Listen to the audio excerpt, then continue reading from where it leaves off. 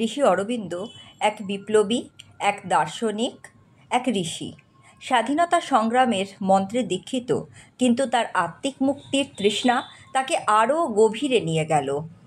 শ্রী মায়ের আধ্যাত্মিক অন্বেষা শুরু হয়েছিল ফ্রান্সে। আত্মজীবন ও ঈশ্বরের সন্ধানে তিনি ভারত ভূমিতে আগমন করেন। 1914 সালে পন্ডিচেরিতে, যেটা এখন পুডুচেরি, আশ্রমে তার প্রথম মিলন।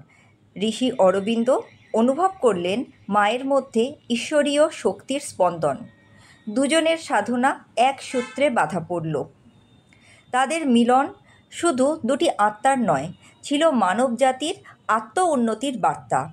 একত্রে তারা স্থাপন করলেন নতুন পথ।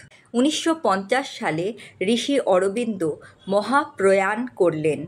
শ্রী মায়ের কাঁধে এলো গুরু দায়িত্ব, আশ্রম ও সাধনাকে এগিয়ে নিয়ে যাওয়া। আজও তাদের আধ্যাত্মিক শিক্ষা ও সাধনা লক্ষ মানুষের মধ্যে জাগ্রত করে চলেছে।